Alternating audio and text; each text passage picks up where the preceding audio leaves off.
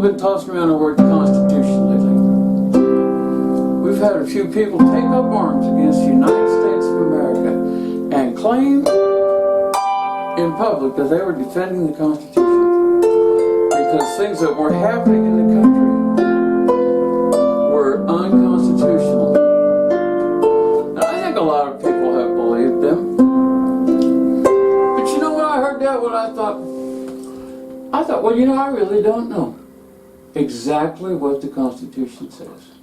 I'm almost 70 years old and I really don't know exactly what the Constitution says. So I got it out. I mean, it's all over, you know, you can get all this shit off Google. You don't have to leave your easy chair if you're curious. So, I went and found the Constitution and I copied the text of it down and I put it on my blog. I'm going to put a link here so you can go there. Because I not only published the entire text of the United States Constitution, I bet while I was writing that article, I read that Constitution 25 times. Very carefully. Because I didn't know what it said. And I was going to write an article that not only gave you the text of it in their words, but translated it into 21st century American English. Now, I'm an opinionated SOB, so it's pretty clear that part of it is just straight translations, and part of it is my opinion about what's going on around us now that's being justified as Constitution.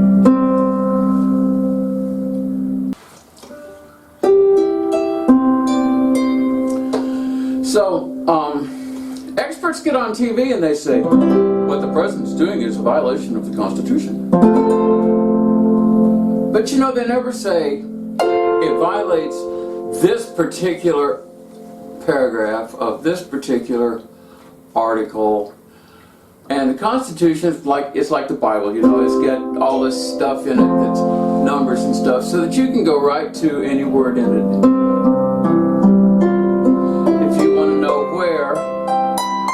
The Constitution says what the powers of the President are and responsibilities. It's in there. You can go look at it. Because here's how we came to have this Constitution. Our white forefathers, not mine, my family wasn't here yet, but you know the phrase. The founders of this nation fought this war. And they said, well, okay, now we're independent. They won. And now we're independent. And they wrote up this thing they called the Articles of Confederation. And basically what that said, I'm not going to give you in detail, but basically what it said is, we are all independent states, we're equal. We don't owe nobody nothing. We just fought a big war. And nobody is going to have power over us. We are individual states.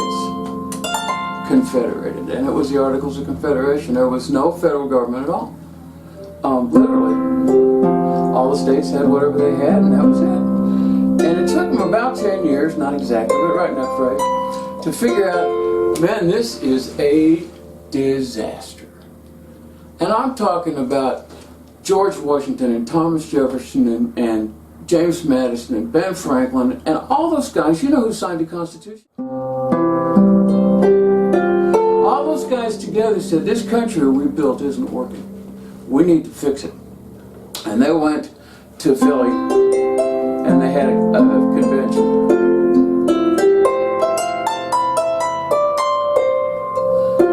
And they wrote this thing up. And they knew that perfection was not within their grasp.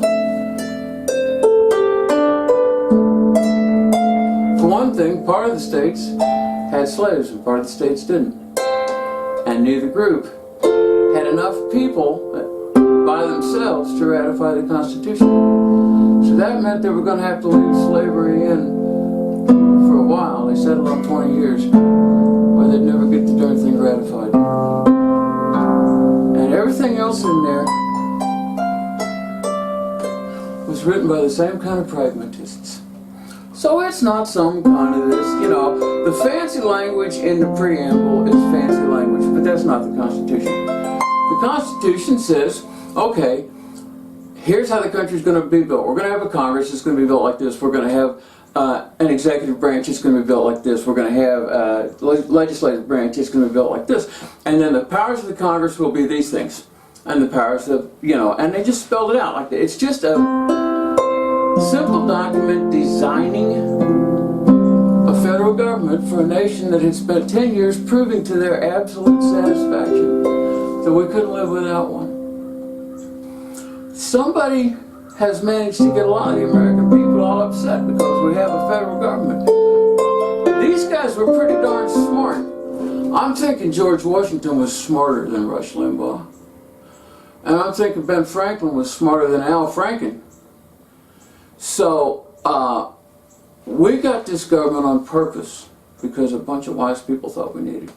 And the Constitution is how it's defined. And before you let somebody tell you that something is unconstitutional, go to my blog, read the Constitution, read my comments about it, think about them, maybe write something yourself somewhere else. But we got to stop yelling at each other about fictions. We have to return to actual, provable, solid documents, the founding documents of our nation, and say, okay, these were the rules our forefathers laid out. And I'm going to tell you something that you probably don't know. We are almost 100% living exactly under that Constitution. Nobody in any branch is doing anything that's a violation of the Constitution. Not significantly. Read it all, read all my blog, I spell it out, I'll go on spelling it out.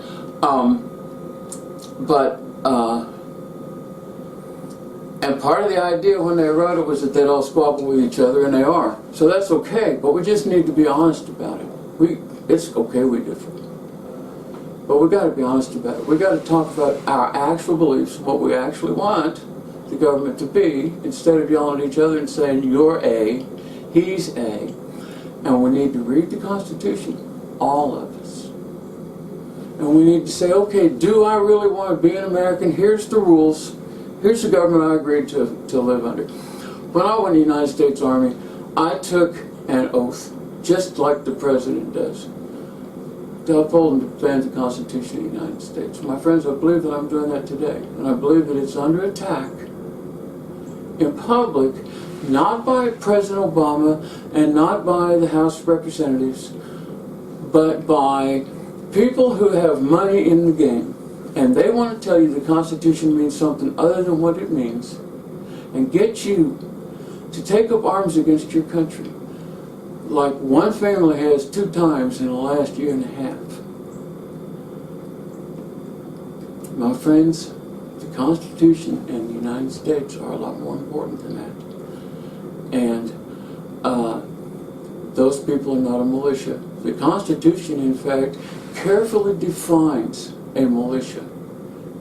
That thing in the Second Amendment where it says a well-regulated militia being necessary, so and so and so on, and the right of the people to keep and bear arms shall not be abridged.